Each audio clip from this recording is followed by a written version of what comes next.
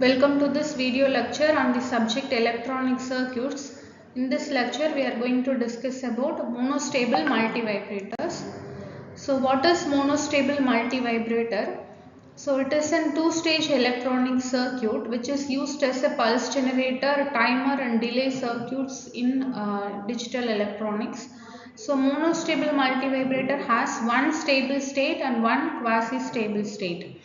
So it is also known as the one-shot multivibrator, so which consists of two-stage transistor circuit.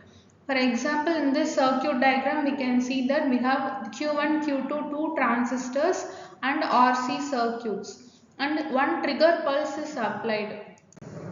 So it consists of one stable state. So it remains in this stable state until we are applying a input trigger pulse. So when we apply input trigger pulse to the base of the transistor, so it changes its state from stable to quasi-stable state. It means it is the time duration determined by the RC circuit and circuit return to its original stable state. So whenever we are applying a trigger pulse, it goes to quasi-stable and then it returns to stable state automatically. So this is the overall working of the monostable multivibrator. So it remains there until the next trigger pulse is applied. So this operation is goes on like this.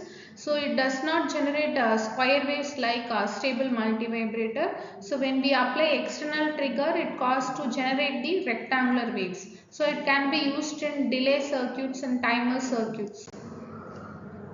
So it consists of two identical transistors Q1 and Q2 with collector resistances RC1 and RC2. So how it connected is output of Q2 is coupled to the input at the base of Q1 and C1 is the speed of capacitor.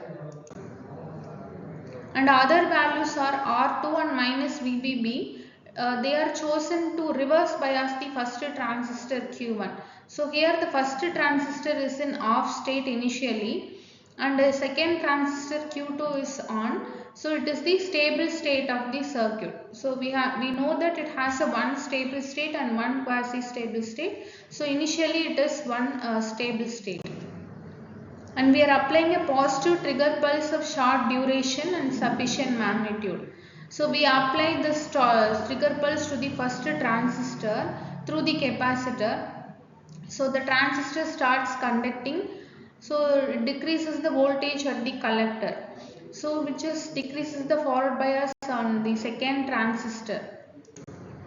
So now the increasing potential on the collector of Q2 is applied to base through the resistance R1.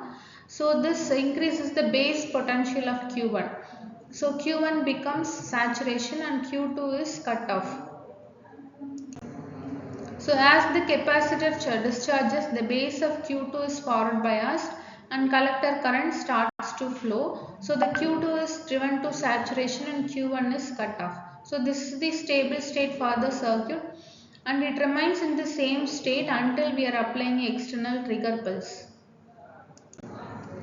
And let's discuss the applications of monostable multivibrator. So it is used to function as adjustable pulse width generator. So it depends on the pulse width of the trigger pulse we are applying to the base of the transistor. So based on this, it is generate the short duration pulses and it useful to generate uniform width pulses from variable width input pulse stream. So it generates the pulse waveforms of short duration and it is used to generate the clean and sharp pulses from the distorted pulses. So if the input is distorted means it generates the short pulses with the minimum duration. And it is used as a time delay unit since it produces a transition at a fixed time after a trigger signal.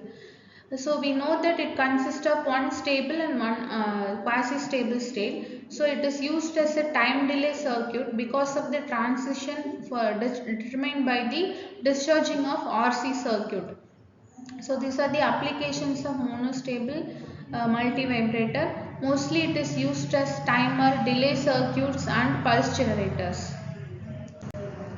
And let's take the assessment. A monostable multivibrator is also known as It is a one-shot multivibrator. And how many stable and quasi-stable state it has? So one stable state and one quasi-stable state. Thank you for listening this lecture.